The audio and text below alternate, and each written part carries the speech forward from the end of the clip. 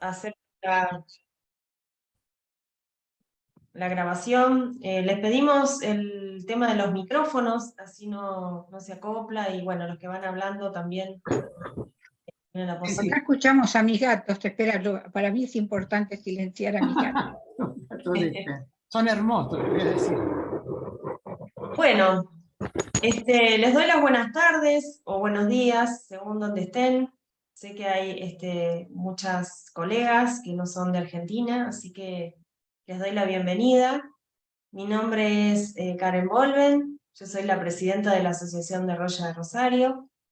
Y bueno, en esta oportunidad vamos a presentar el libro de Esther, que para mí es un gusto. Y bueno, en esta oportunidad el libro, ya anteriormente hay otra edición de otro libro de la técnica, se llama Aplicaciones del MEP, romano, 1995, modelo estimulativo perceptivo, test de diagnóstico individual y grupal. Además de la palabra de Esther, que después seguramente les va a contar un poco más, vamos a contar con otros colegas que van a brindar su punto de vista, sus comentarios, y seguramente van a seguir aportando a todo el trabajo de Esther, que este libro creo que es la reunión de un montón de esfuerzo, de dedicación, de entusiasmo y no solamente de ella, sino también de la trayectoria de muchos colegas que, bueno, que la fuimos acompañando a lo largo de, bueno, todo este tiempo, ¿no? Haciendo un poco de historia, un poco más personal, bueno, yo a Esther la conozco en una jornada de ADI. En ese momento, bueno, esa jornada se llamaba Vincularidad y Test Gráficos. A mí particularmente me interesó muchísimo su exposición, no solo por la técnica, sino por el entusiasmo, el rigor científico, el rigor científico y la profundidad con que Esther abordaba el psiquismo humano y la comprensión en ese momento. Bueno, ella lo trajo, bueno, en un grupo de escolares, así que bueno, desde ahí, en aquel entonces, es que tengo contacto con ella. Hemos recibido capacitación y bueno, cómo se administra y cómo se interpreta esta técnica junto con mis compañeras que también están por ahí, Agustina Pasadori y Sabrina Zucolo. Y bueno, espero que también se contagien del entusiasmo que siempre está como muy presente en Esther, y bueno, puedan aprender la técnica y enriquecerse tanto como lo hicimos todos nosotros. Bueno, si bien les quiero contar que la Asociación de Roger es una institución que imparte fundamentalmente la enseñanza del Roger, pero bueno, también enseñamos otras técnicas que no tienen que ver solo con el Roger. Así que bueno, seguramente vamos a contar con la capacitación de Esther, y bueno, ya organizaremos como para seguir estudiándolo y seguir viendo, bueno, nuevas investigaciones. Em, lo que un poco el conversatorio, en qué va a consistir esta presentación, bueno, es que van a haber diferentes colegas que van a aportar desde su mirada, haciendo alusión quizás a muchos de los capítulos que muchos de ellos participaron, y también, bueno, desde su experiencia van a ir como enriqueciendo aún más lo que viene investigando Esther. Así que formalmente, bueno, les doy la bienvenida, gracias por estar, gracias por compartir este momento, y bueno, esperamos salir más enriquecidos desde que vinimos. Así que bueno, le doy la palabra a Sabrina, que seguramente la va a presentar Esther, muchos de ustedes la conocen, pero bueno, vamos a conocer un poquito más sobre la trayectoria de Esther. Bueno, muchas gracias, Karen. Buenos días a todos. Bueno, a Pere le voy a decir buenas tardes, porque allá, ¿qué tal, Pere? Un gusto verte. Bueno, vamos a presentar a Esther. como decía Karen, bueno, todos la conocen, pero vamos a hablar de su renombrado currículum porque la verdad que es asombrosa.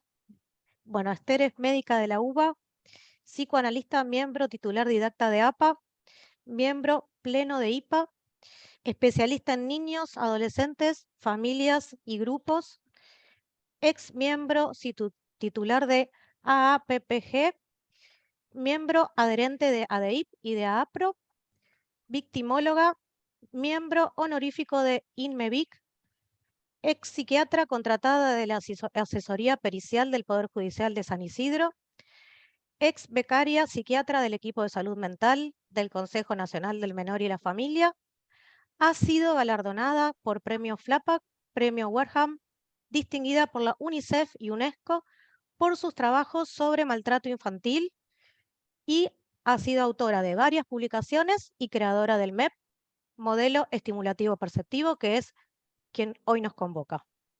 Esther, todo tuya la palabra.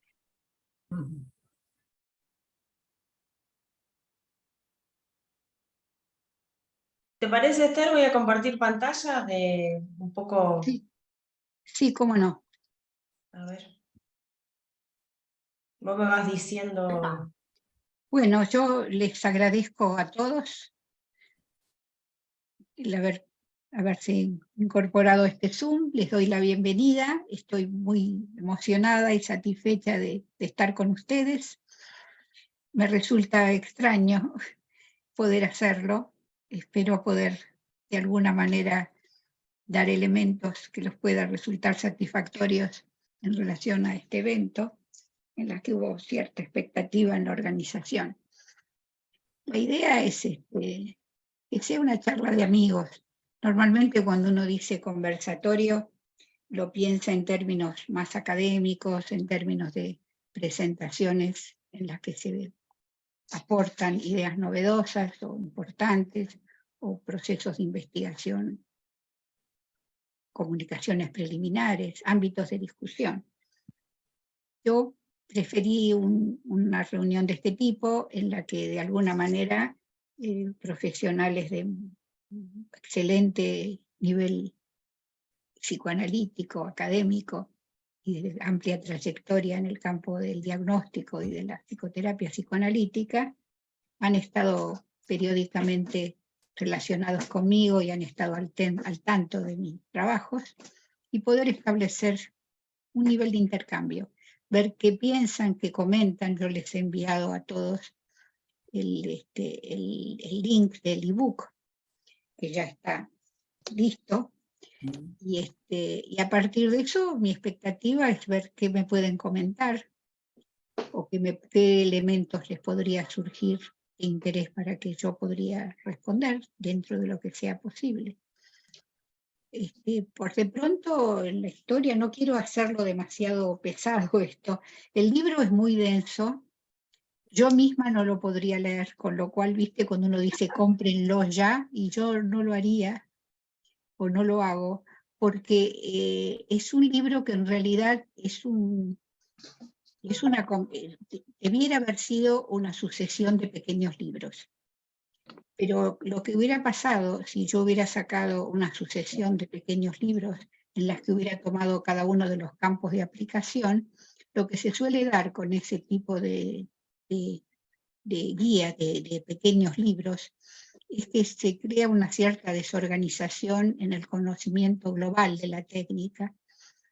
Preferí esto, que es un libro gordote, en la que de alguna manera hay una parte, o hay algunas partes que comprenden la réplica de lo que ya está en el manual, pero que pensé que era importante consignarlas, como para consignar los elementos centrales de la técnica y de sus antecedentes.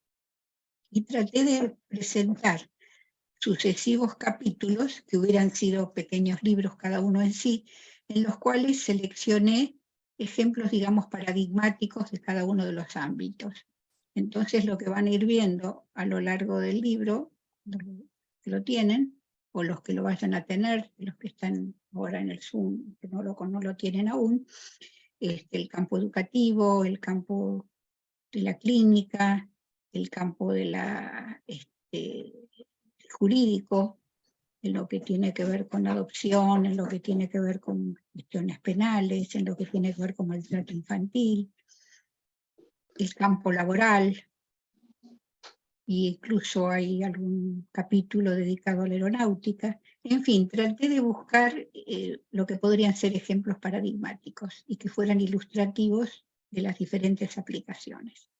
Y ahí surgirá el interés de quien fuera y la posibilidad y la apertura para la cual yo estoy como dispuesta a nuevas líneas de investigación. Esta técnica ha sido objeto de investigación que permitió su estandarización a través del CONICET, con un subsidio, con el Rogers, y eso hace muchos años, que justamente la directora de ese proyecto había sido precisamente mi amiga Lía Ricón, en su condición de jefa del Hospital Italiano y directora de la investigación. Pero últimamente desde la Universidad Católica, en las tesinas para finalización de la licenciatura, hay también un trabajo muy lindo hecho por Josefina González Aguilar, en la que aparece una suerte de validación también, en la que ya se trabaja también con el Rogers, y tanto en la época anterior, me refiero al manual del año 95, como lo reciente, en ambas, lo que aparece es la relación entre comillas 1 a 1 en cuanto a la validez de lo que yo busco en mi técnica, que básicamente y sintéticamente es elementos de la integridad yoica y el potencial interaccional de las personas. No se pretende ni de lejos que la validación abarque todo lo que corresponda a un Rogers absoluto y completo, obviamente. Es estrictamente lo que tiene que ver con el yo, lo cual es un trabajo no sencillo, porque entonces habría que ver, y se vio, qué se puede ver del yo en el Rogers, colectivamente. Y eso es un trabajo que ya se ha hecho hace años, con la guía de la fallecida profesora Alicia Pasalacqua, y un equipo de altas autoridades del campo del Rogers que me han acompañado. Y últimamente Karen tuvo la audacia, la inteligencia y la perseverancia como para trabajar nuevamente en eso. El libro en realidad, y el trabajo que yo hice con Karen y con Agostina Pasadora, que está por ahí, fue de retomar lo ya hecho y volver a tipificarlo, volver a revisarlo con nuevas tecnologías, porque piensen que de la década del 80, comienzos del 90, a hoy, con la computadora, los sistemas informáticos permiten trabajar más fino. Y lo que pudimos hacer son muy pequeños retoques, lo básico, lo estructural, lo básico, se mantiene. En cuanto a lo cuantitativo, muy pequeños ajustes. Inclusive cuando yo me reviso a mí misma, que el otro día me tomé el trabajo de volver a leerme en lo que fue fines del 79 con el premio FLAPAC, los elementos centrales que yo en aquel entonces expresé como hipótesis y que fue lo que dio lugar al premio, se mantienen. Es decir, que lo que fue en aquel entonces hipótesis quedó corroborado con la práctica empírica, ya sea en la clínica o ya sea en el campo diagnóstico, en diferentes ámbitos. Así que bueno, estoy en eso y seguiré, pero ya mi rol hoy es mucho más delegación de lo que fue a lo largo de estos años, con la idea de que aparezcan nuevas investigaciones y que por supuesto las apoyaré, las verificaré o las dirigiré, veremos qué es lo que me propone cada uno de los que se interesen en la técnica, pero esa sería la idea. Lo que me suelen preguntar, y yo querría que con esto quiero dar una explicación, es muy importante lo que voy a decir ahora y tiene valor profesional y mercantil. ¿Me pueden decir por qué yo tardo tantos años en hacer algo tan público? ¿Qué pasó? Y yo quiero afirmarlo categóricamente que yo no quería difundirlo y tampoco lo quiero difundir demasiado. ¿Por qué? Porque tuvo repercusión y en su origen, quien fuera a ver a campo, que quedó interesadísima, e incluso me invitó a ser miembro de la Asociación Internacional de Rorschach, y con alguien más cuyo nombre no puedo recordar, fui miembro de la Sociedad Británica de Psicología, te vio que era utilísimo en el campo laboral. ¿Por qué? Porque se pueden hacer screening diagnósticos grupales, que serían, entre comillas, rápidos, sencillos y de efectividad. Y esta jerga, ágil, sencillo y de efectividad, alimenta el interés ávido de un cierto campo de aplicación, en la cual incluso se me ofreció comprarme los derechos de propiedad intelectual y uso. Y yo no lo quise hacer. En aquel entonces era como vender un hijo. Me pasó con el campo laboral cuando fue en la época de la conversión cuando se desaparecieron las vías ferroviarias, también con la conversión de Telecom de lo que eran los cables a fibras ópticas, en las que había que hacer cantidades enormes de diagnósticos para reubicación laboral. Y no quise por esta metáfora que uso de que era como vender un hijo, y además lo que no quise tampoco era la banalización, que de golpe, porque esto de ágil y fácil no es fácil. Si se quiere hacer y con valor científico, hay categorías, hay tablas, el proceso de lo que podríamos llamar la estandarización interna, los valores de confiabilidad, implican niveles de rigurosidad en las que yo no confío que quienes me lo pidan lo hagan. Y yo, si alguien lo usa y mal, eso pasa con cualquier técnica. Lamentablemente eso pasa hoy en día con todo, y más con lo digital. Pero en lo que a mí respecta, me cuido de que quien lo emplee sea riguroso. A pesar de que aparentemente es muy sencillo. Lo es. Pero bueno, eso es todo lo que les quiero decir y les vuelvo a agradecer la presencia y después vemos qué va surgiendo en esta reunión. Bueno, voy a compartir no te quería interrumpir, voy a sí. presentarlas, si te parece, recordando un poco la Porque presentación de la lo que biblioteca, ¿te parece? claro, ahí en la biblioteca esto es un raconto histórico que por ahí está el día Ricones, el día y yo nos vamos a poner a llorar. Pero bueno, cuando presentamos el manual en el Nacional, acá está. Las fotitos, que vi un montón de gente que entraban y salían. Esperen, ¿eh? Y ahí te vas a ver, Lía, por ahí. Ahora sí.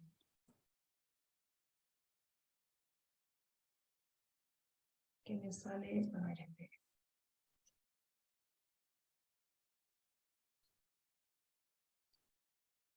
Estoy viendo, a ver.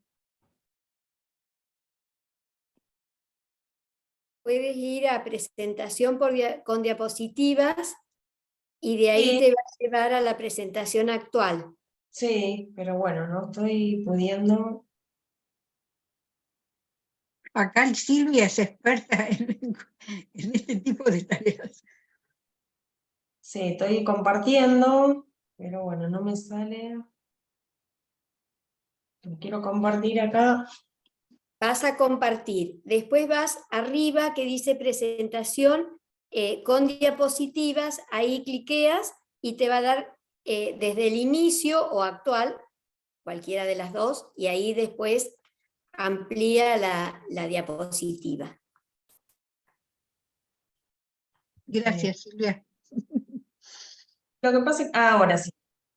Opa.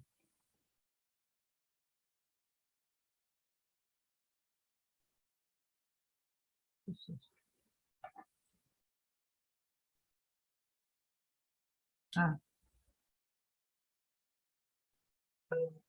Allí quien está es el doctor Juan Carlos Fugareta, la pueden ver a Lía Ricón.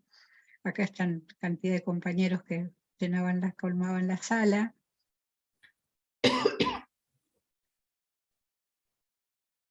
Acá estoy hablando de cómo fue creada la técnica. En aquella época era morocha. todos éramos morochos. Acá está Elena Lunasi, que en aquel entonces era la vicepresidenta de la Internacional de Rorschach, una experta en psicodiagnóstico en Rorschach y en otras técnicas en el TRO. y gran entusiasta y estimuladora de mi trabajo. Ella lamentablemente ya no está con nosotros, pero además de lo que me ha apoyado en la validez con el Rogers, me invitó con otras técnicas y en particular con el test de Bender, que según ella le gustaba más lo que podía conseguirse con el MEP, en tanto permite evaluar las funciones del yo. Y por la parte gráfica, que después justamente hay un capítulo entero dedicado a eso. Acá está el doctor Fugareta, que es un eminente jurista, hablando de lo que tiene que ver con el campo jurídico. Lía Ricón. El brindis final, que yo ahora no los puedo invitar porque a distancia no se pueden hacer brindis.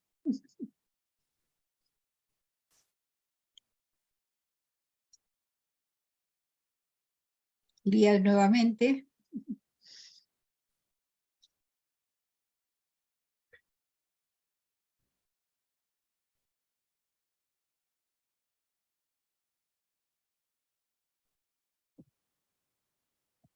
Bueno, gracias, Karen. No, al contrario. Bueno, un poco de recuerdos. Bueno, no sé, Sabrina, y podríamos tomo la palabra vos y yo, bueno, voy a comentar algunas cosas del libro, si querés. ¿Querés que vaya presentando a los disertantes? ¿O querés No, primero primero presentame, darle que voy a las decir palabras? algunas cositas del libro. Karen. Dale, perfecto. Bueno, Karen es psicóloga, presidente de la Asociación de Roger de Rosario, docente de la Cátedra Evaluación y Psicodiagnóstico de la Facultad de Psicología de Rosario también, y concurrente de la APA. Bien, bueno, gracias. Bueno, no, simplemente un poco ya les contó Esther de qué se trata el libro. Parece que es un libro que abarca muchas áreas con diferentes casos y solamente quería agregar que hay una primera parte del libro que Esther hace como a modo de glosario, donde ella menciona el término percepción y me parece que es muy interesante porque lo aborda desde varios puntos epistemológicos y me parece que es pensando un poco la percepción en este momento, con todos los avances tecnológicos, la introducción de las IA, que creo que como psicólogos y colegas que estudiamos los fenómenos psíquicos, es un tema muy interesante por todas las modificaciones que seguramente estamos atravesando y vamos a atravesar, y las consecuencias que puede llegar a tener eso en la percepción del mundo, de nosotros mismos, de los otros. Y creo que bueno, eso quería rescatar como algo importante, más allá de que la técnica tiene que ver con la percepción. Bueno, junto a varios de mis colegas hemos participado, como dije antes, en varios capítulos. Hay uno que participé específicamente del Roger, y con lo que decía Esther, estuvimos tratando de ver qué pasaba con las funciones yoicas, tanto en el MEP como en el Roger, que es una de los aspectos que analiza el MEP. Y bueno, a mí me resultó muy interesante porque hay muchas coincidencias en lo que se puede ver en una técnica y en la otra, tomando un poco las funciones yoicas o los indicadores que plantea Alicia Pasalacqua y su grupo. Así que bueno, lo van a poder ver también en el libro. Si bien, como dice Esther, no es una investigación específicamente del Roger en todos sus aspectos, que los que hacemos Roger sabemos que es una técnica que abarca muchos aspectos de la personalidad, simplemente fue ese aspecto en el cual quisimos como poner más énfasis. Bueno, pero me parece interesante, no solo hay colegas, sino también Héctor Escler, que también participó, ¿no? Mucho gusto. Dentro de la muestra de las investigaciones, así que también contamos con él como para contarnos un poco de qué se trata y qué pasó en aquel entonces, cuando bueno, se estudiaron todo lo que tenía que ver con los pilotos. Y bueno, así que van a encontrar una gran variedad de casos y diferentes aspectos, ¿no? y áreas, desde laboral, forense, aviadores, parejas, adoptantes, todo lo que tiene que ver con abusos, violencia, y bueno, y que seguramente pues cada uno de ustedes con su mirada y sus aportes vamos a seguir pensando un poco más. Así que, bueno, eso nada más quería decir. Y bueno, ¿dónde está Sabrina? Si continúan los que van a hablar también. Solamente agrego que Ana María Núñez, que me manda saludos por acá por WhatsApp, es una de las autoras principales en uno de los capítulos con un caso clínico, acompañada con Gabriela Mónica Lara, que trabajó también en un caso clínico que está muy bien explayado y publicado en la revista de la Asociación de Arroyos.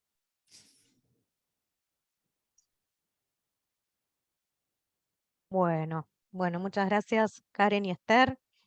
Bueno, ahora vamos a presentar a la doctora Lía Ricón, que va a ser la primera disertante. Es médica psicoanalista titular en función didáctica de APA e IPA y full member de IPA. Profesora titular del Departamento de Salud Mental de la Facultad de Medicina de Buenos Aires. Directora de la carrera de médico especialista en psiquiatría de la UBA. Profesora titular del Departamento de Neurociencias de la Universidad Favaloro. Bueno, doctora Lía, la escuchamos. Bueno, gracias.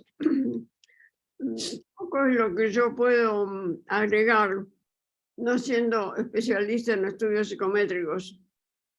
La autora amplía lo ya desarrollado y agrega comentarios que son útiles para quienes van a aplicar el test. Yo lamento mucho la presentación digital porque la imagen plana de lo virtual indefectiblemente empobrece la riqueza del contacto directo, ya que no somos ni un discurso ni una imagen plana, sino todo lo que aporta la relación persona a persona, que se pretende, ha enriquecido la tecnología. Yo mejor no dejo pasar oportunidad sin hacer este comentario sobre la tecnología, porque se la alaba tanto que en realidad a mí me parece que nos ha empobrecido, ¿no? Porque hay trabajos muy prolijos que muestran que la creatividad se disminuye con esta cosa virtual, ¿no? Bueno, mi expectativa es que los test de todo tipo puedan seguir aplicándose a través de una relación directa de personas, ¿no? Porque cuando uno pide un test, no es cuestión de pedir un test, sino a quién le pidió el test, ¿no? A quién es fundamental, porque es la impresión personal, aunque esté mediatizada por el test lo que yo estoy buscando. Nunca el test es meramente el procedimiento, sino la interferencia puesta por la persona total que es el procedimiento. Este es otro de los elementos a tener en cuenta. La autora no nació general, nació soldado raso. Y como tal la conocí como soldado raso y la acompañé su desarrollo desde el lugar que ella me dio desde entonces, ¿no? Desde la jefatura del servicio italiano. Pero bueno, es importante saber que no nació así como esta autora prolífica e informada, sino que, bueno, nació soldado raso. Bueno, gracias Esther por este esfuerzo, que será uno más, ya que si seguimos cumpliendo años, Esther, qué barbaridad. 93 años tengo ya, ¿hasta cuándo voy a vivir? Bueno, Muy bien. nos volveremos a encontrar en alguno de estos entreveros de presentaciones y congresos. Bueno, nada más, un abrazo, porque mi función acá es la de la amistad fundamentalmente, ¿no? Un abrazo. Muchas gracias, Lía. Bueno, muchas gracias, Lía. Ahora, entonces, le vamos a dar la palabra. No sé, no tengo a Gabriela Renaud, me parece que todavía no llegó. Susana Pues, Quiroga, ¿qué te parece? ¿Tenés ganas, entonces, Susana? tengo a Silvia Pugliese primero en orden. Yo tengo acá un poco Como quieran, obsesivo, eso pero lo dicen entre ustedes. Está bien. Lo decide la autora. No, lo que pues, pasa es que por orden del capítulo, en realidad, si no se Sí. ofende Susana, No, no. por orden de ADI y en relación a la trayectoria de Silvia como persona que maneja técnicas diagnósticas de manera específica, incluso bueno, lo va a decir después en la presentación, y por su rol en ADIP y en el área, etcétera, es interesante que pueda ser Silvia. Hubiera gustado contigo por la parte de educación, pero podemos darle primero lugar a Silvia y después vos, Susana, si no te ofendes. No, por favor. Perfecto. Bueno, muchas Dale, gracias, Susana. Silvita. Vamos a presentar entonces a la doctora Silvia Pugliese. Es doctora en psicología, profesora y miembro del Centro Académico de la Especialización en Psicodiagnóstico de la Universidad Nacional de Rosario, profesora en la Diplomatura en Psicodiagnóstico de la Universidad de la Aconcagua, vicepresidenta de la Asociación Latinoamericana de Roger y coordinadora científica de la BBS. Bueno, muchísimas gracias, Sabrina. Para mí es un honor participar de la presentación del libro, que la autora es Esther, que generosamente me ha convocado a que esté en esta presentación, que me parece muy importante por varios aspectos. Yo voy a tomar de atrás para adelante el hecho de que yo sea coordinadora de la Biblioteca Virtual de Psicología Argentina, a diferencia de la doctora Lía, yo sí aplaudo la tecnología porque es lo que nos permite poder estar en esta reunión, que es cierto que si estuviéramos en presencial sería mucho más gratificante el compartir desde lo científico y lo afectivo esta presentación. Pero bueno, la tecnología nos permite poder estar de este modo. Quiero destacar algunos aspectos de la técnica, del test. En relación específicamente al área forense, ¿sí? Yo le agregaría a lo que acaba de decir Esther, que es un test ágil, sencillo y efectivo, y yo diría, y poco conocido, con lo cual hace que justamente en el área forense, donde tenemos tantas veces situaciones de simulación, situaciones en donde ya vienen con las técnicas que a través de Google han tomado contacto y que a veces lo podemos detectar y otras veces no nos resulta tan fácil, ¿sí? Obviamente cuando encontramos la línea de base en el Bender, ya sabemos que le dijeron no te olvides de la línea de base, ¿sí? Y entonces al Bender también se lo hacen. De modo que esta es una técnica realmente muy sencilla, no saben lo que están haciendo, ¿sí? Y esto es lo que nos facilita poder tener este screening, que realmente tiene la ventaja de una aplicación rápida que sirve para las instituciones en donde obviamente no siempre podemos darnos el tiempo de tomar un Roya. Yo ya estoy jubilada del Hospital de Niños de San Juan, pero tomábamos el Rojas cuando ya no nos quedaban otras técnicas y no podíamos arribar a un diagnóstico. Pero si no, uno tiene que manejarse con técnicas rápidas, especialmente con los pacientes que están internados, en donde no podemos tomarnos todo el tiempo para un psicodiagnóstico profundo. De modo que poder contar con esta técnica realmente lo valoro especialmente. Por un lado, por la aplicación individual y la aplicación grupal, que permite la evaluación de grupos familiares, permite la evaluación tanto en situaciones de adopción, situaciones de régimen de visita, situaciones en donde es importante la detección de abuso sexual contra las infancias.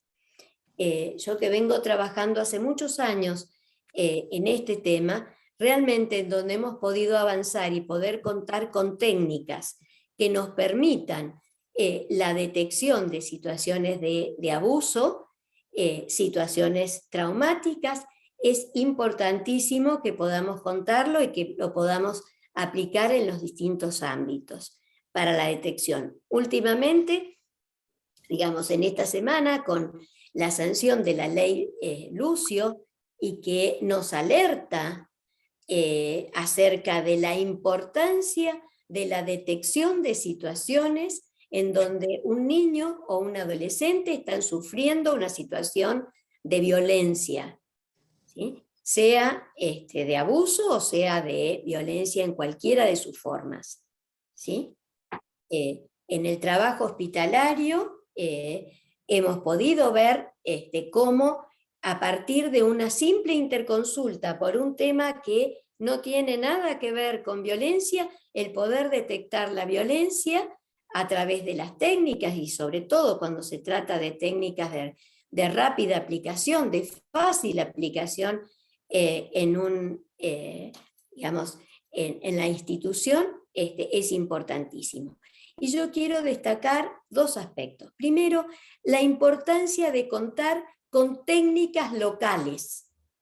En esto, a nivel internacional, lo venimos trabajando de hace mucho tiempo. Y en nuestro país, por distintas circunstancias, la mayoría de las técnicas que contamos son técnicas que están adaptadas a nuestra realidad y a veces, digamos, sin hacer los procesos de adaptación correspondientes. De modo que contar con técnicas local, estandarizada, que es a donde tenemos que apuntar, esto es un aspecto que me parece destacable de esta técnica. Y una cosa más, creo que es una técnica que puede aplicarse a través de la pantalla. De modo que si van haciendo trabajos que permitan la validación a través de la pantalla, y les voy a decir en qué caso en lo forense es importantísimo. En el tiempo de confinamiento hemos tenido que dar muchas vueltas en cómo se podían hacer las pericias y las evaluaciones indicadas desde el juzgado. Al principio colocábamos que era una aproximación, pero que debía corroborarse, hasta que llegó un momento que en cada juzgado habían 500 pericias en curso. Era imposible. De la misma manera que evaluar presos. Cuando hay que evaluar un preso, lo tienen que sacar de la cárcel temprano, llevarlo al lugar. Si nosotros contamos con técnicas, en este sentido también venimos trabajando con el pirámide de Pfister, técnicas que permitan una evaluación a distancia, facilita en este sentido, no es para que todos los psicodiagnósticos sean evaluados de esta manera, pero que sí nos pueden servir para determinadas situaciones, poder hacer evaluaciones con técnicas que estén validadas. Y esto me parece importante y aliento a que puedan continuar en este sentido las investigaciones. De modo que de momento me queda felicitar a Esther y a todo el equipo que ha colaborado para convalidar y validar esta técnica. Muchas gracias. Muchas gracias, Silvia. Bueno, ahora entonces le vamos a dar la palabra a la doctora Susana Quiroga. Es psicoanalista titular didacta de APA y full member de IPA, doctora en psicología, profesora emérita, ex titular cátedra de niñez y adolescencia de la carrera de psicología de la UBA, investigadora clase 1 de la UBA. Bueno, muchas gracias, Sabrina. Te agradezco la presentación. Primera cosa que quiero decir es reconocer a Esther como una, no sé, un soldado raso, pero sí como una trabajadora enorme, porque yo sé todo lo que es trabajar con estos datos y con población. No, nunca fui una experta en esto, pero sí lo conozco por ser titular de UBA y por tener que investigar y juntar datos, en fin. Sé lo magnífico y lo inmenso que es hacer este trabajo. Así que gracias y felicitaciones, Esther, por todo este trabajo de tantos años. Así que ya te felicité, estoy contenta porque debo decirlo. Y bueno, ahora voy a ceñirme a educación, y si me ciño a educación, en este caso me estoy ciñendo a los niños que van a la escuela. Y tomé, bueno, en cuenta las evaluaciones que había hecho Esther del método estimulativo perceptivo, que van de una edad hasta cierta edad, que es lo que voy a comentar. ¿Por qué ciertas edades? Les voy a dejar unas 2 preguntitas para Esther. Bueno, cortito porque si no, no vamos a terminar, pues la gente se va a cansar. Resumo lo que pude sacar para comentar, que el test estimulativo perceptivo se tomó en una muestra de 132 jóvenes de 18 años. Me voy a remitir un poco a mi experiencia de antes llamada psicología evolutiva, ahora psicología del desarrollo. Bueno, y que 18 años caería un poco dentro de tomando la cronología, que no es lo fundamental, pero ubica, estaríamos dentro de la adolescencia, entrando en la adolescencia tardía. Se tomó una muestra de 132 jóvenes de 18 años, ambos sexos, junto con el test de Rorschach, colectivo, ¿no? Y gente de clase media baja y media acomodada, que vendría a ser la media alta, ¿no? ¿Qué es eso? Bueno, muy bien. Y de medio capitalino, tomar en cuenta que está tomado en la capital. Eso formó parte de la estandarización de la técnica. Bien. Después, se empleó la toma de 54 niños de 10 años, importante porque de 18 vamos a 10 años, de ambos sexos, junto al test de Raven, esto también es importante, para la detección del conflicto psíquico, de clase también, aludiendo a clase media-baja, del conurbano. Cambiamos de capitalino a conurbano. Bueno, los datos observables incluyen una cosa interesante: detectar una depresión severa en una niña. Yo creo que si profundizamos más vamos a encontrar más, ¿no? Y también con el objeto de abordar la incidencia de factores de riesgos psicológicos y sociales en lo que se llaman los llamados particulares fracasos. Fracasos por repitencia, fracasos por deserción escolar, no atinentes a la pobreza, sino fracaso escolar por otras cuestiones. Entonces se decidió tomar el test, el MEP, estudiarlo tomando el test de Raven en su escala general, junto con el test individual y grupal del MEP, ¿no? Ambos. Yo creo que el Raven, ustedes me dirán, las más expertas, evaluaba un factor G, que nunca llegó a satisfacer qué era el factor G. Pero, en fin, tomémoslo en cuenta. Se considera que ambas técnicas, el MEP más el Raven, poseen la ventaja de que son factibles de administración colectiva. Eso es importante por lo que dijiste vos, Silvia.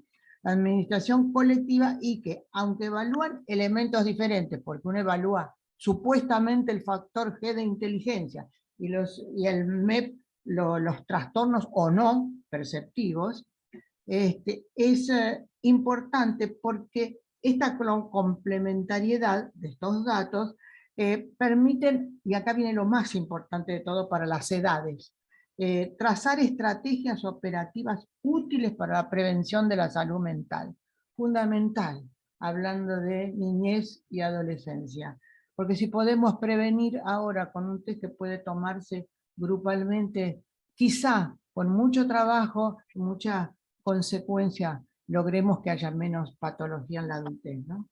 Y después lo último que queda por decir es en 84 escolares de 10 a 14 años. Estaríamos cronológicamente entre la pubertad o adolescencia temprana y la entrada en la media, en ambos sexos, fue tomado por supuesto el MEP, de eso hablo, en el conurbano, y acá otra cosa re importante también que hizo Esther, que es se la tomó, junto a escalas de Moss y Harris, que evalúan el apoyo social percibido por el sujeto, tanto en lo familiar como en lo escolar. ¿Qué percibe él del apoyo? O sea que evalúa su contexto, ¿no? El contexto del sujeto. Entonces, para terminar, se sintetizan lineamientos generales en que se basó la implementación del MEP con un interés preventivo de la salud mental y de orientación en el ámbito escolar, ya que yo lo que yo tomo respecto de educación y lo que Esther investigó es de 10 a 18 años. Entonces, es importante la utilidad de evaluar los recursos yoicos, que no quiero repetir porque ustedes ya los han expuesto muy bien y muy claramente, su fragilidad, estoy hablando siempre del MEP, ¿no?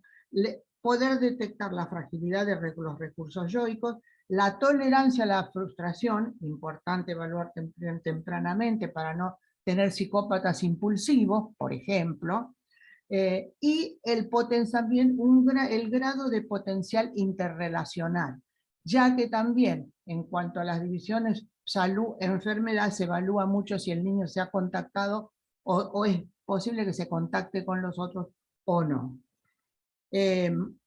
Bueno, muy bien, entonces, finalmente, el MEP fundamenta su articulación con instrumentos válidos y confiables, que se ven plasmados en el material empleado en el barómetro de la deuda social de la UCA, con las escalas de Moss y Harris, y se alcanza así una comprensión integral de los escolares y de su entorno familiar, social y comunitario. Finalmente, una cosita corta. Es verdad lo que dice Silvia y es verdad lo que dijo alguien que habló antes. Sí, hemos ganado, igual que Internet es esto, hemos ganado en la pluralidad y la extensión horizontal de las evaluaciones. En esos casos hemos perdido en profundidad, porque si nos dedicamos a la profundidad no nos alcanza, o, digamos, no podemos ver la extensión. Pero bueno, tomemos las dos cosas y pensemos en prevención de esta franja etaria que va desde, bueno, en este caso desde los 10 hasta los 18, porque es prevenir salud mental o prevenir enfermedad mental. Y no sé si puedo hacerle dos preguntitas a Esther. La Carta Interamericana tiene un amplio social sobre el derecho de la propiedad comunitaria.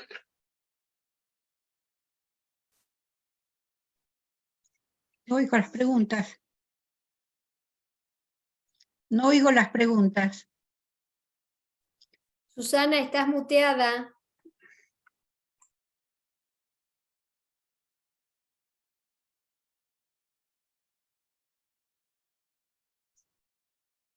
Iba radio, ¿ahora? Ahora sí. Sí, me salió un Ahora cartel. sí, ahora sí. Ok, la pregunta, Esther, ¿por qué no se tomó, o si se puede o no, que me diga Esther, no se aplicó el MEP a niños más pequeños? ¿Por qué llegaron hasta la franja de 10 años, cronológicamente hablando? Por ejemplo, ¿por qué no se le tomó a niños de 6 años? Supongo que Esther tiene una respuesta, que yo no la tengo acá. Y además, una vez que se arriban a las actividades de diagnóstico, cuáles serían o son las actividades que se han aplicado a partir de los diagnósticos. Me refiero a lo escolar, social, familiar, comunitario. Bueno, no sé si abundé demasiado, si hice... Acá corto. Gracias a todos.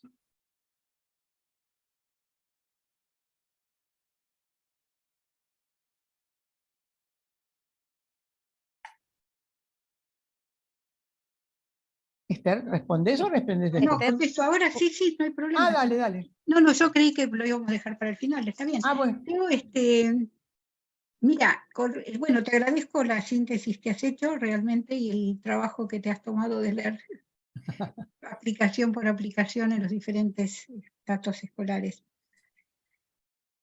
Con respecto a lo de los chicos, en principio, teóricamente, a cualquier edad y de cualquier manera se puede usar las figuras. Claro, la técnica claro. en sí es una técnica que implica un elemento de generación de ansiedad que desde el punto de vista conceptual no está desarrollado ni aún en este libro, por supuesto no en el manual, porque en aquella época yo no lo conocía. Ahí está el concepto de Moty-Ben-Jacquard, de lo disruptivo, que implica justamente un trabajo muy rico, muy rico de Moty-Ben-Jacquard, en la que él diferencia muy bien el error de considerar situación traumática lo que puede no ser traumático y que es una disrupción psíquica y que eventualmente puede o no generar alteraciones indicativas de trauma o algún otro tipo de transformación psíquica. En ese sentido, ese concepto de lo disruptivo, el día de mañana, yo pienso profundizarlo más a nivel conceptual en términos de la fundamentación conceptual de la técnica. Por ahora no lo hice por falta de tiempo. Pero en ese sentido, la técnica completa, en su modo de presentación, de administración, las figuras en sí perfectamente pueden estar presentes ante un chico de 6, de 5, de 4, de 3, de 2 y hasta bebés. Por ejemplo, se hizo en familias con niños, cuando los padres se hacía el diagnóstico familiar con chicos más grandes y había un hermanito más chico, el hermanito veía las figuritas y hacía referencias. Pero en ese caso la respuesta es una respuesta X que tiene que ver con la percepción del niño o del contexto en el cual se está dando esta situación, por ejemplo, familiar.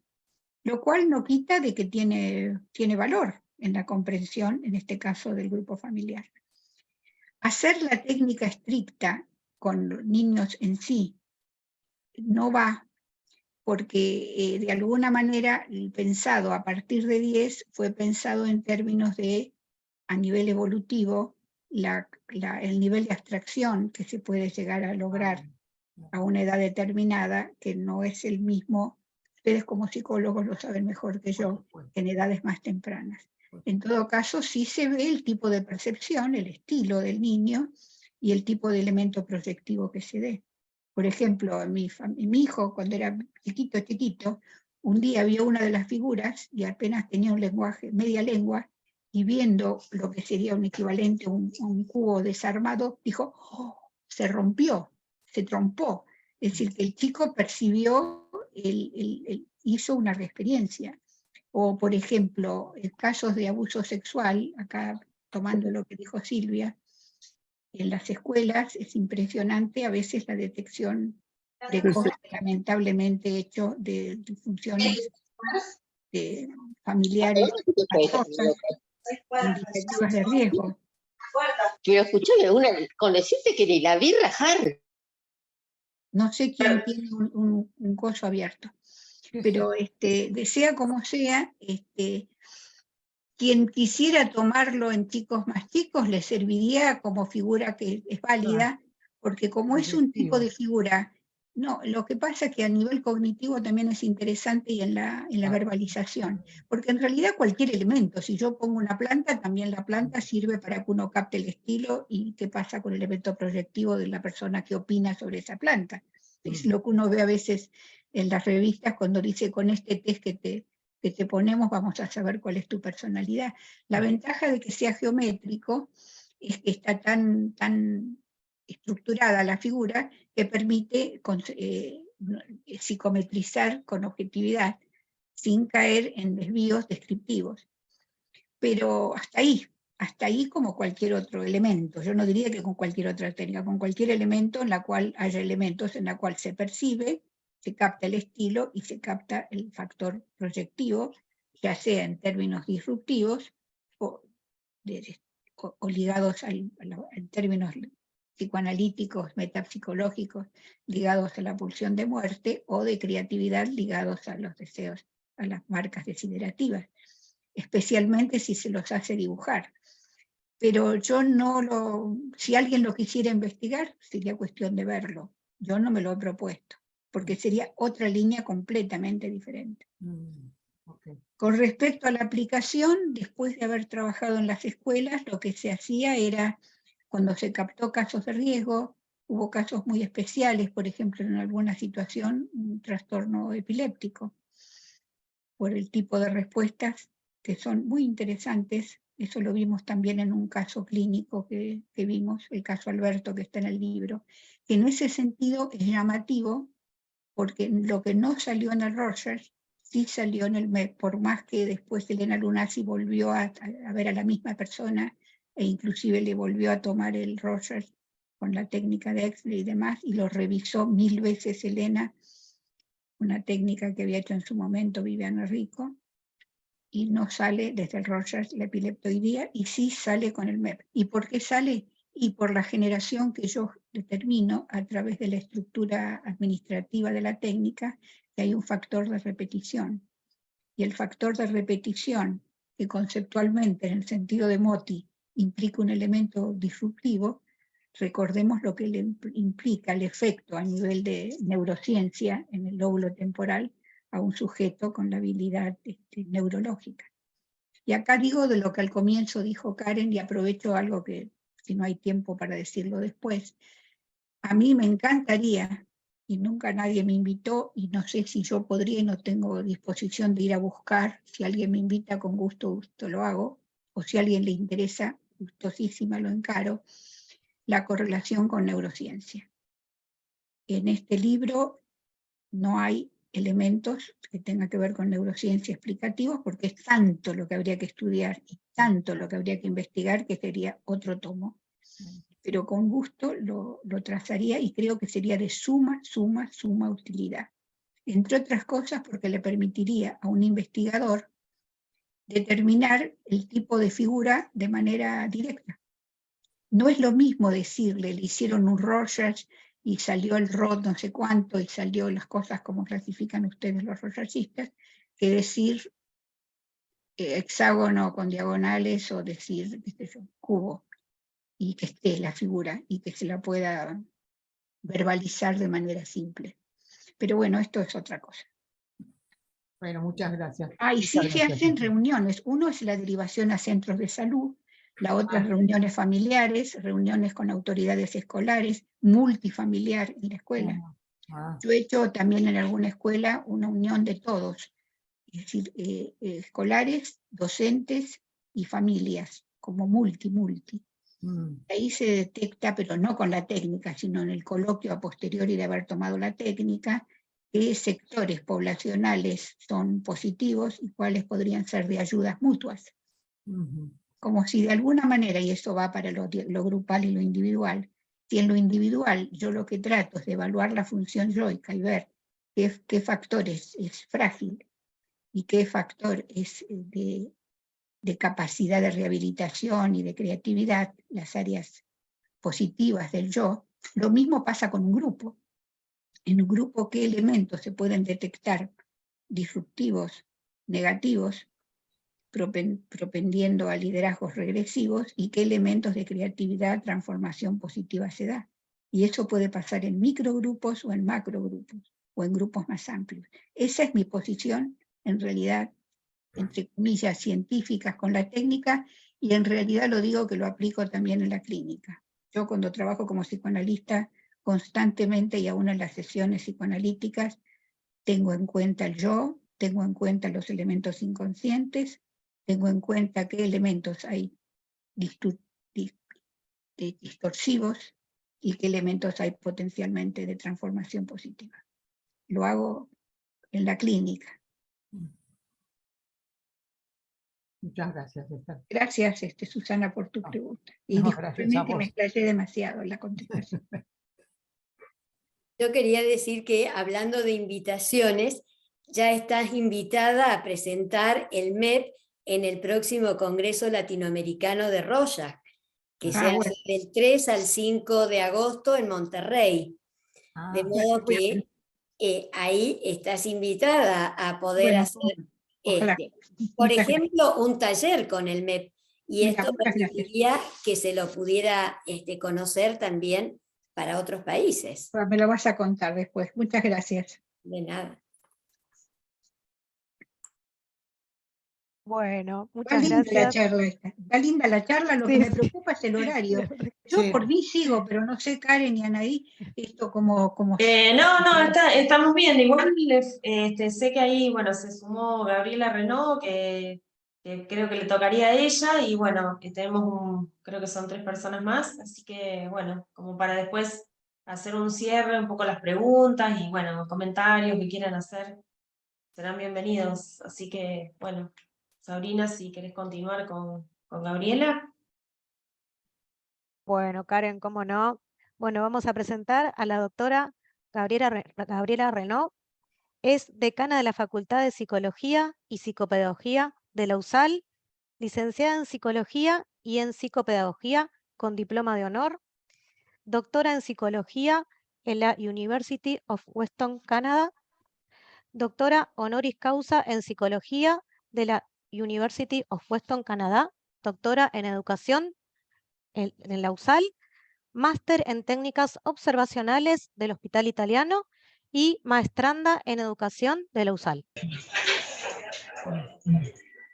Cortito, Le damos la palabra. Sí, ¿me escuchan? Sí, bueno, buenísimo. Primero celebro estar, me encanta ver todas caritas conocidas, así que me encanta. Y primero quiero decir felicitaciones, Esther. Me parece alucinante, la verdad que realmente es una movida, porque es una movida comparativa, pero es una movida de actualización. Y me parece importantísima. Me parece importantísima porque todos los que estamos en el área, ustedes mucho más son más doctas, pero en el área de evaluación, y la miro a Silvia, la miro a Esther, digo, en el área de evaluación, sabemos que, bueno, acá tenemos a alguien especialista en generaciones, ¿no? En niñez y adolescencia, como Susana, pero que es un gusto y un honor tenerla, pero la verdad que el mundo cambió demasiado rápido y tenemos unas diferencias perceptivas con las nuevas generaciones increíbles. Por lo tanto, hacer tu actualización es espectacular, porque ustedes no se imaginan, la generación Z, que es la generación que nace a partir del año 96, ya va por el tercer cambio generacional como centennials, tercero. O sea que es una generación que en 24 años se mueve mucho más rápido que las otras generaciones que duraron mucho más años en el impacto, ¿no es cierto?, de los universos. Con lo cual, esto se lo celebro espectacularmente que hayan tenido la valentía y hacer la actualización, y me parece espectacular. Por otro lado, en el área educacional, yo sí me muevo en el área de psicología educacional, obviamente uniendo mis dos pasiones, la psicología y la psicopedagogía, y la verdad creo que necesitamos muchísimo para estar en la previa, para poder detectar, para poder, desde la salud mental, o desde, obviamente, las situaciones que tienen temas con los aprendizajes. Llámense trastornos, llámense síndromes, llámense prevenir en el antes. Porque hoy más que nunca, cualquier situación en los aprendizajes implica deserción. ¿Por qué? Porque a mi gusto, y lo digo despacito, el sistema educativo, al menos el nuestro, tiene fecha de vencimiento para mí. Porque a veces no se adecua, o a veces no llega, o a veces no todos están dentro del sistema educativo. Y la verdad que la amenaza que trae este mundo digital, esta era digitozoica, que no iba a inventar el término, no sé cómo se le pondrá como nombre, ¿no? Después del Homo sapiens sapiens, ¿no? Pero bueno, hablando de inteligencia artificial, hablando de pasar de los átomos a los bits, las niñeces y las jóvenes no están invitados a las escuelas, y la verdad que cualquier situación de cimbronazo en los aprendizajes implica irse del sistema. Y lamentablemente hoy todavía en la Argentina tenemos más del 60% de jóvenes que no terminan la escuela secundaria, y esa es nuestra realidad. y esto también el impacto sigue con consecuencia, obviamente, en la vida universitaria. Así que tener una técnica que pueda trabajar los dos costados, la parte de aprendizaje y la parte de salud mental, y hacer esta combinación como vos haces, Esther, bueno, yo creo que una parte tuya, Esther, heredaste genes de Loreta, así de Loreta Bender, te he visto por las dudas, y hay una parte que se mueve, ¿no es cierto?, la respuesta recién, por qué los pilectoides salen mucho más en el MED que por ahí en el Roger para mí. Pero me parece que es es un libro, celebro que también esté en formato digital, así que me parece espectacular, porque tal cual como se lo había dicho Silvia, cuando su librito también estaría en formato digital, del documento, ¿no es cierto?, que sacaste en el 2021 o 20, ¿no? Sí, ¿no es cierto? Digitalmente voy a llevar todos los libros, a uno lo calma porque tiene los iBooks con uno, y a los que somos, yo al menos tuve una compulsión con los libros fuerte, tenerlos a todos, así que también celebro este formato. Y desde ya acá mismo te invito, Esther, que en el segundo cuatrimestre lo presentes, no tan, como dijo Silvia, tan lejos y tan lindo, perdónenme, ¿no? O sea, en mi contexto es mucho más humilde, es en la facultad, obviamente, en el contexto de la especialización en evaluación, en el área mía, que es de práctica de psicología educacional, porque me parece que tienen mucho los jóvenes, así que sí o sí, Terizo, vas a estar invitadísima a presentarlo. Gracias. Obviamente, porque me va a parecer interesante que este material, la verdad, que lo tengan los jóvenes. Y realmente todos nosotros también, que somos obviamente un hermoso grupo, pero me parece que a su vez que dijimos la trascendencia, como yo siempre digo, los libros son trascendencia. Los libros son lo que va a quedar después de todos nosotros. Así que la verdad que te felicito nuevamente, Esther. Ya estás invitadísima, obviamente. Gracias. ¿No? A presentar. Aceptada la invitación. Vale, buenísimo, espectacular, muy bueno. ¿Y quién te dice ahí todas sus inquietudes que sigue teniendo? Porque hablar con Esther implica eso, ¿no? Ya tiene inquietudes para próximas investigaciones y para todo. Por ahí vamos a que tengamos gente que la quiera seguir haciendo, así que también... Totalmente, porque justamente eso es lo que pasó en UCA. Creo que puede pasar, y creo que en USAL también hay alguien, no recuerdo bien, que en una de sus tesis de maestría usó la técnica. Sí, es aplicable para investigar. Tal cual. Así que nada, cierro, felicitaciones, y muy, muy, muy interesante leerlo, y siempre muy rico la alimentación con los casos, así que espectacular. Gracias. Bueno, muchas gracias, doctora Gabriela Renaud, por sus palabras. Ahora vamos a presentar a Máster Laura Mejorada de la Mora. Es miembro de la IPA y de la FEPAL, directora del Instituto de la Asociación Psicoanalítica de Guadalajara, miembro del Comité Editorial de la Revista de la Asociación Psicoanalítica de Guadalajara y miembro de Enlace de COWAP. Bueno, le damos la palabra. Bueno, sí, yo quiero agradecer también a Esther el haberme invitado para pensar y explorar este libro que pues me parece la expresión de la creatividad y de la astucia de una mujer llena de vida y de ideas que siempre nos empujan, ¿no? Yo pensé, es el empuje que tiene la pulsión, es como el empuje que tiene Esther. Y pues todos los que hemos trabajado con ella la conocemos y sabemos que está llena de vida y de actividad y de ideas, ¿no? Varios temas que se abordaron en el libro me llamaron la atención y me hicieron pensar, pero sobre todo pensé mucho acerca de la percepción con el capítulo que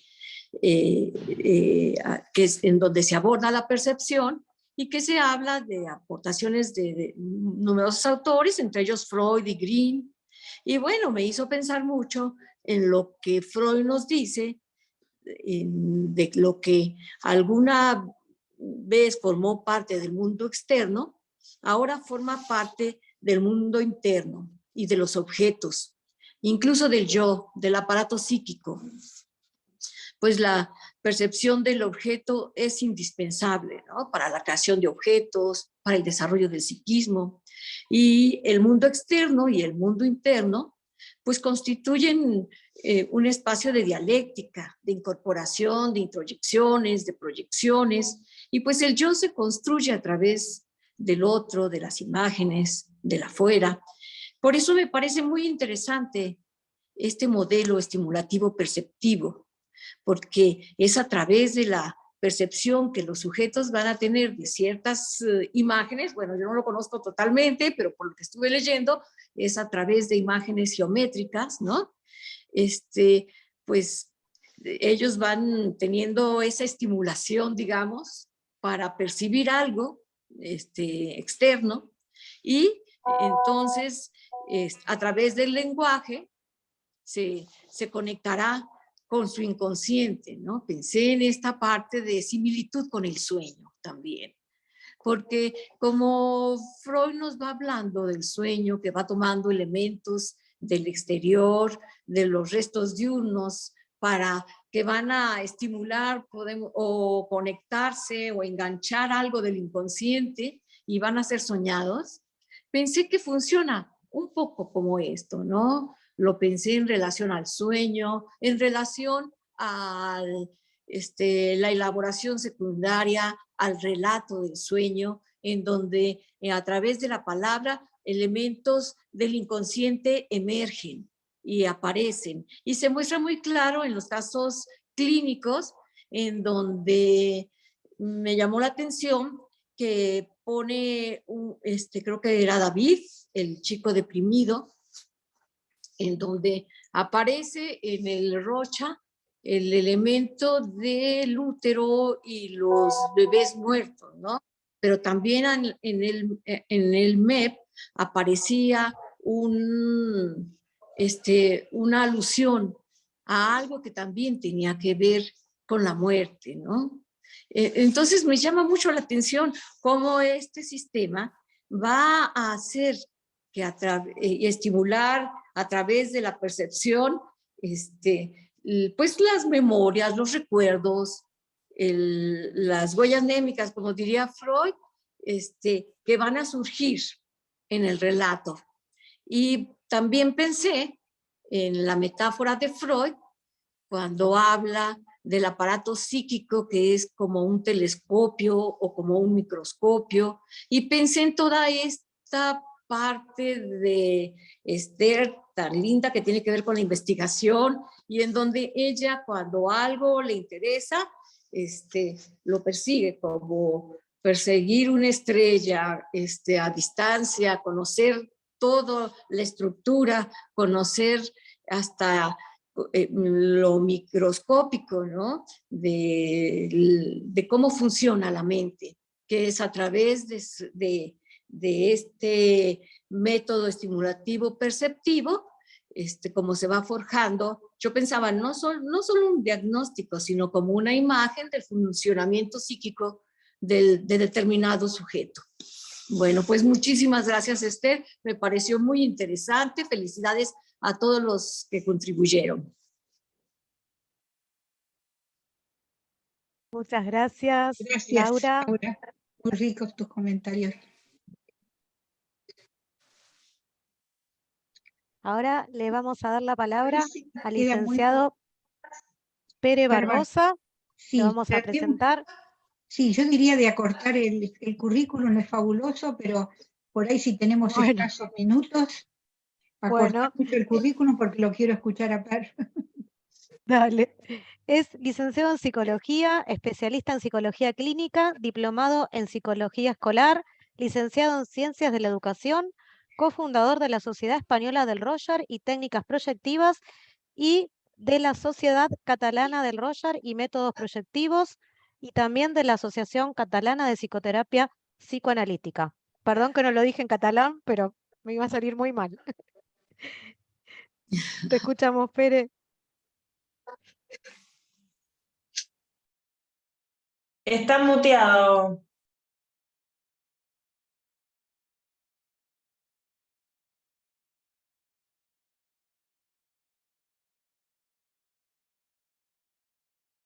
Ahora, ¿no? Decía que de entrada la reflexión o la lectura del libro me ha movilizado ciertas cosas, y yo lo que voy a comentar es, bueno, dos, tres cositas de las que me ha movilizado. Uno lee el libro y tiene una vivencia, un sentimiento se le despierta movido por lo que está leyendo en el libro. Una es que la conexión entre teoría y práctica. Hago mía una frase de un libro de Luisa Raquel Kremer, es el de la clínica a la teoría y de la teoría a la clínica. Claro, cuando uno ve el libro, el título le dice lo de aplicaciones. Por lo tanto, ya capta, ya le da una vivencia de que va a ser algo más concreto, más práctico, más clínico. Pero eso no quita en el libro que haya también sus aspectos, sobre todo el capítulo que se refiere a la percepción, pues ya hay también una base teórica que apoya lo clínico. Y luego al revés, lo clínico siempre nos da sugerencias que se incorporan a aspectos nuevos teóricos.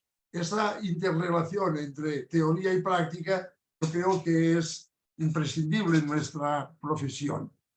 Y bueno, el libro a mí me dio esta sugerencia así de entrada. Sobre todo yo digo también esta idea de, es un libro práctico, es un libro clínico, sobre todo, no niego la parte teórica que hay. Y en los artículos que hay en el libro, hay también los aspectos teóricos, la investigación, el trabajo del contenido del artículo, pero también con este apoyo teórico. Yo personalmente siempre digo que, y a veces lo digo, bueno, lo he dicho en mis alumnos, y lo digo aún, que yo estoy en contra de los recetarios de cocina o de las palabras de los diccionarios. Lo digo a veces pensando en la interpretación en los test gráficos, aquellas que hay. Si el tamaño es pequeño, quiere decir esto. Si, bueno, esto es absurdo. Además es peligroso y es negativo. Y en cambio se necesita este aspecto teórico que fundamente lo práctico y lo práctico que va fomentando esto teórico. De tal manera que, bueno, gracias a esto podemos tener una profundidad, Yo también siempre pienso, y en este caso cito al Kempis, que el que solo quita lo que ve y no arranca la raíz, poco aprovechará. Es decir, creo que nosotros tenemos que trabajar si estamos al campo docente, tenemos que trabajar en una profundidad. Y el libro hay esta profundidad. La doctora Esther nos decía que a veces es como incomprensible. Sí, estoy de acuerdo, no se puede leer de seguido este libro. Hay que leer un día un trozo, otro día otro trozo, otro día otro. Si no hay se apelotonan los conceptos y uno ya no sabe lo que acaba de leer. Pero yo recalco esta impresión que me dio este libro. Otra idea que me gustó el libro, que aparecen aspectos de validez y confiabilidad del libro. Es un libro que además están los anexos llenos de números y de cantidades y de estudios de correlaciones y los artículos también. Por lo tanto, este aspecto de validez, este aspecto de profundidad, yo creo que es muy válido. Cito aquí precisamente unas palabras de Rorschach en la introducción de su libro, que nos dice que el método suyo es un experimento psicológico que, a pesar de su sencillez, ha confirmado su valor en múltiples sentidos, tanto en la investigación como en el diagnóstico práctico. Anticipamos que este trabajo es de carácter meramente empírico. me gustaron los libros porque capté, me sentí llevado y movilizado por estos aspectos más de tipo práctico aplicado a nuestro trabajo clínico. Y luego otro punto que me llamó la atención fue el pensar un poco la clasificación del MEP, ¿no? Es un test proyectivo, no es test proyectivo, que parte en el libro sale también, no faltaba más, que se considera en una parte importante que es un test proyectivo, ¿no? Yo creo que a mí lo que me hizo pensar, yo me inclino, quizá por deformación, dado el trabajo profesional y los estudios míos, me inclina a declararlo un test proyectivo. Aunque estoy también de acuerdo que los test objetivos también son proyectivos en el fondo.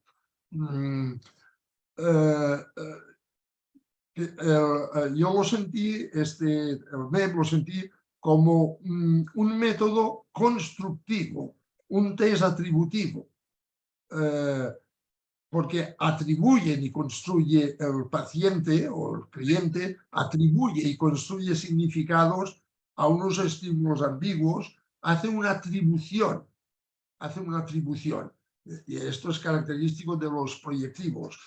Y además de un criterio para clasificar los test, tiene en cuenta el tipo de estímulo,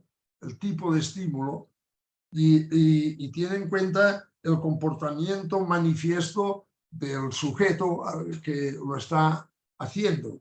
El tipo de estímulo que yo me refiero, pues aquí hay varios estímulos. El psicólogo o el que administra la prueba está mostrando unas imágenes, es algo visual, está mostrando unos dibujos, es visual y también es temático, porque claro, le hace la pregunta de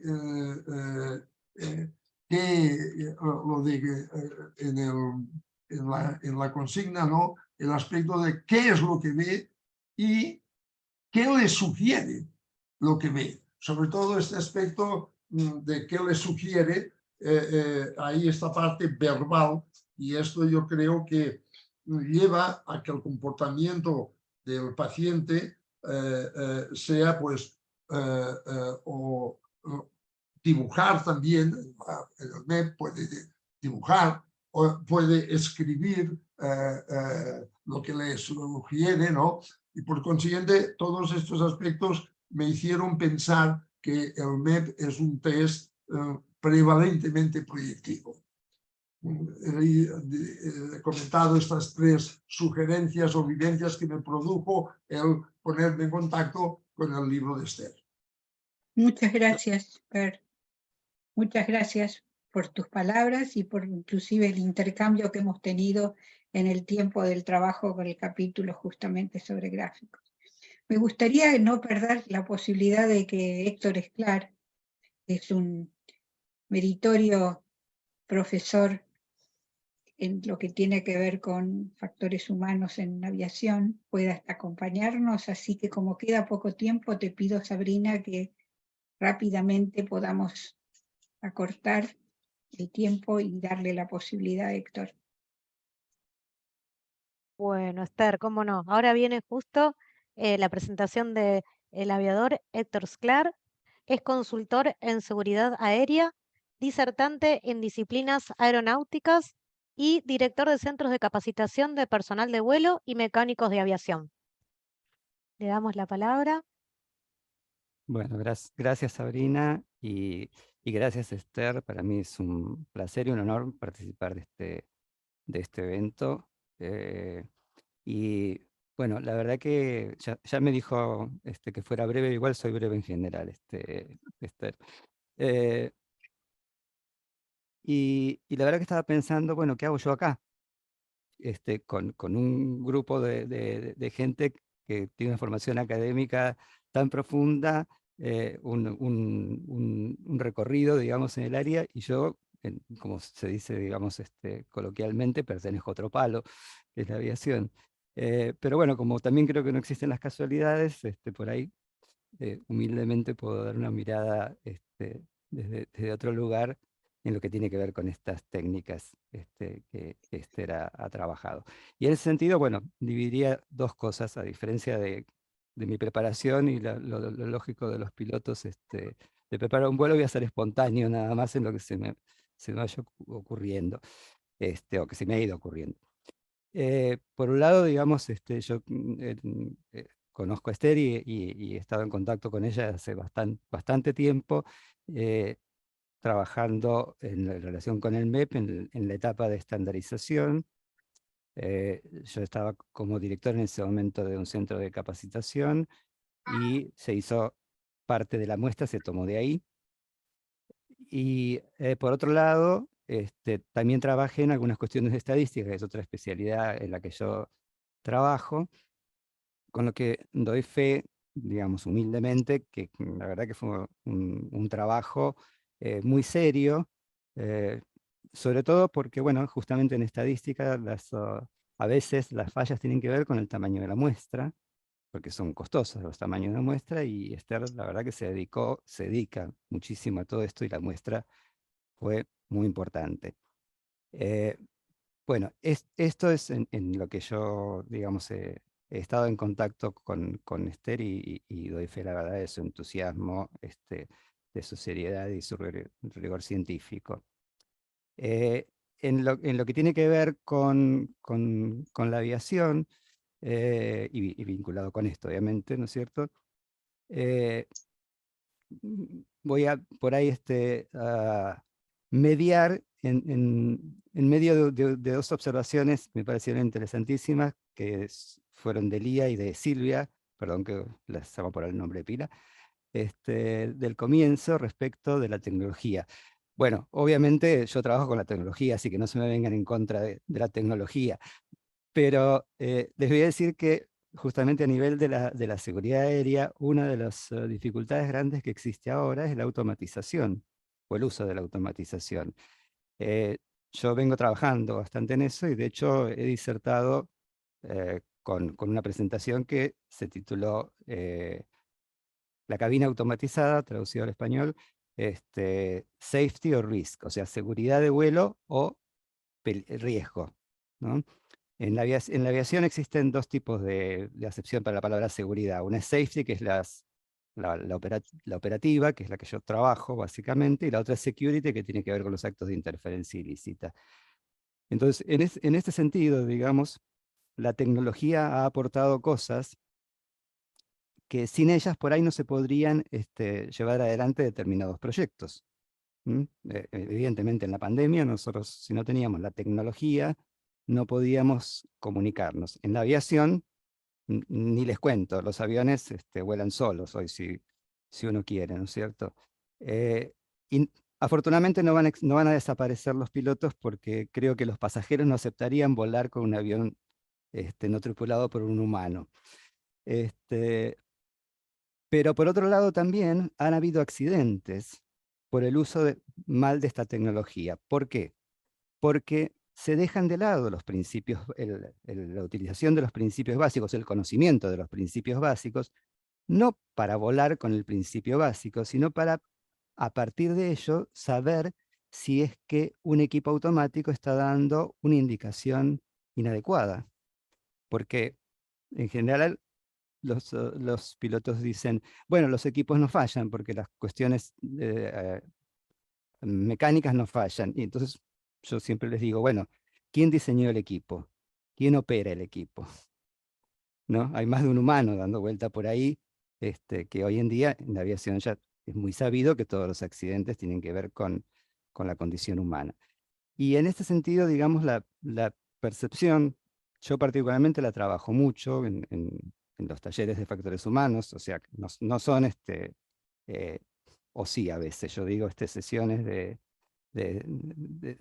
psicología, porque no necesariamente somos especialistas en esa área, pero sí trabajamos mucho la percepción en el sentido de que si nosotros trabajamos un test de hipótesis en donde hablamos de percepción de la realidad y la realidad, hay 4 opciones, 2 correctas, que son que estoy percibiendo que es seguro y es seguro, que estoy percibiendo que es inseguro y es inseguro, con estas no habría problemas, y 2 que son errores, percibo que es seguro y no es seguro, percibo que es inseguro y es seguro.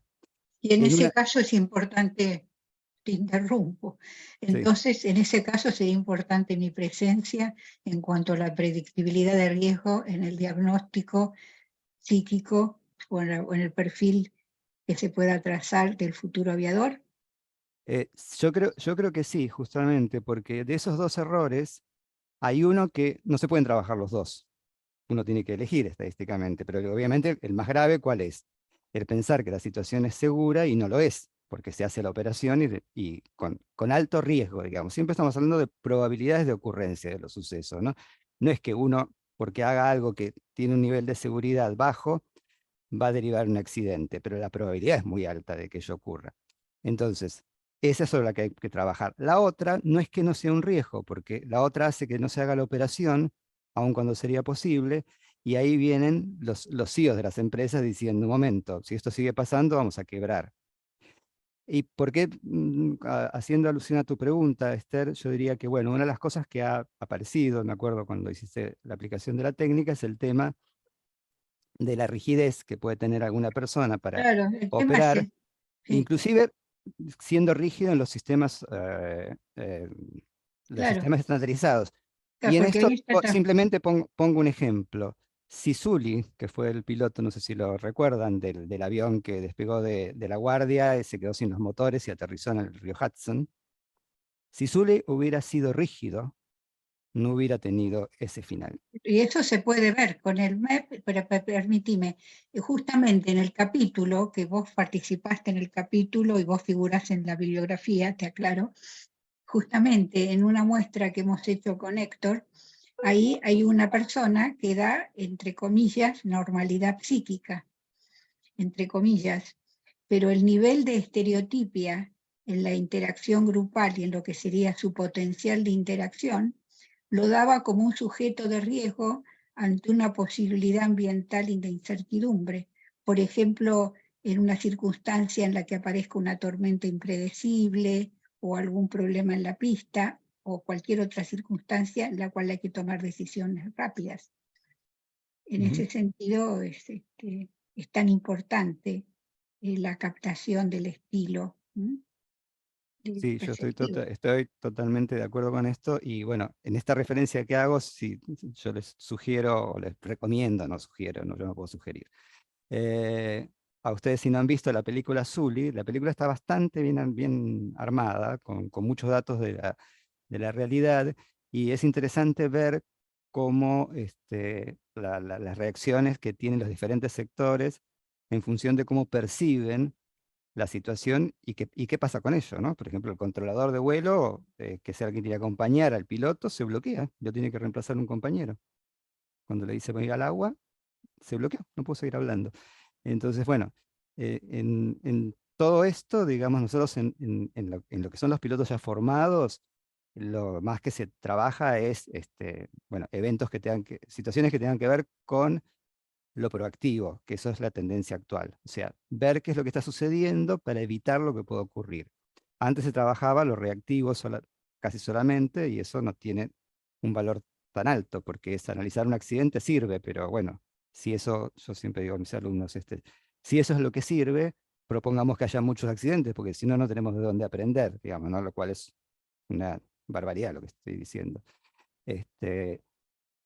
Pero bueno, trabajar lo proactivo en ese sentido sirve. Y por el otro lado, las evaluaciones de los pilotos están en una etapa previa a esto que tiene que ver con la habilitación de la licencia, que ahí es donde yo creo que sería muy interesante contar con un tipo de instrumento como el MEP, en mi humilde opinión. Y bueno, por último, nada más que con esto cierro, Esther, pero no para el final, la verdad, felicitarte por Muchas gracias. tu tarea, por todo lo que haces, la verdad que es probable.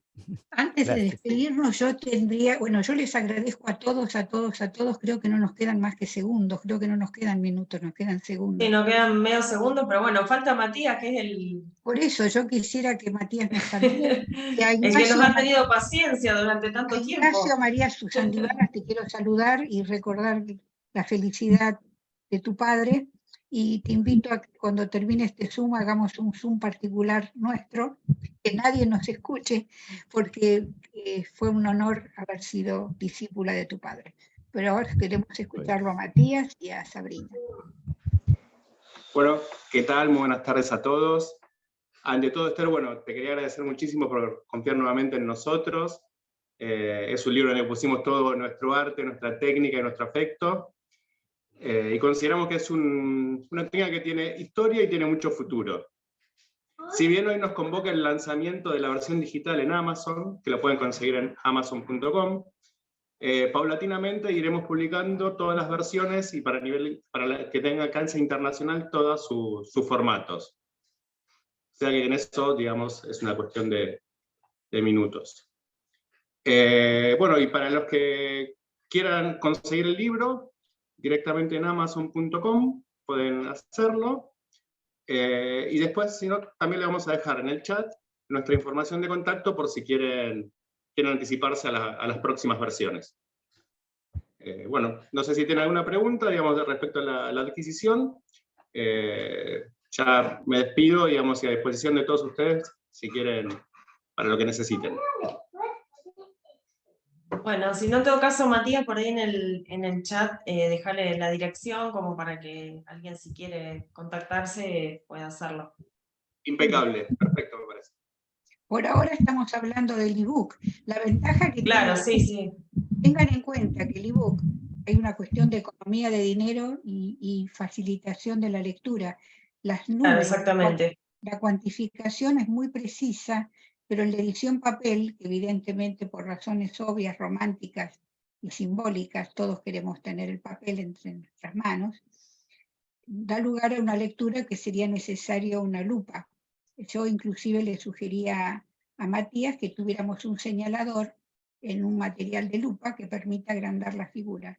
Pero el ebook permite el agrandamiento por zoom, lo cual para una técnica como esta, en la cual hay tablas y hay rendimientos que son, hay que estar atento a la numeración, es importante el ebook.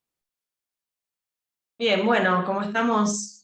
Pero... Les agradezco enormemente a todos vuestros comentarios y el tiempo que han dedicado a, por un lado, revisar el libro y comentarme en este espacio.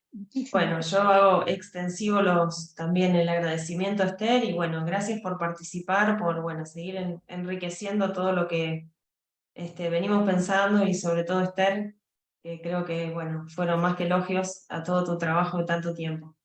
Así que bueno, nos veremos seguramente en otro evento o pronto en la capacitación. Hasta pronto. Felicitaciones. Muchas gracias. Felicitaciones. Muchas gracias.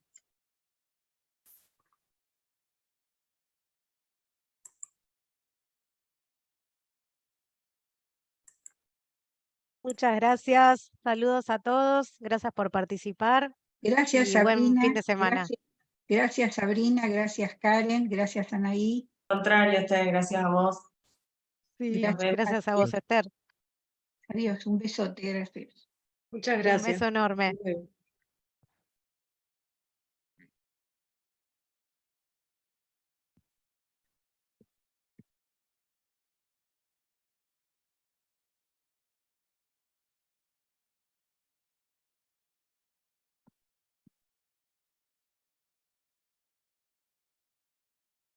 Bueno, si querés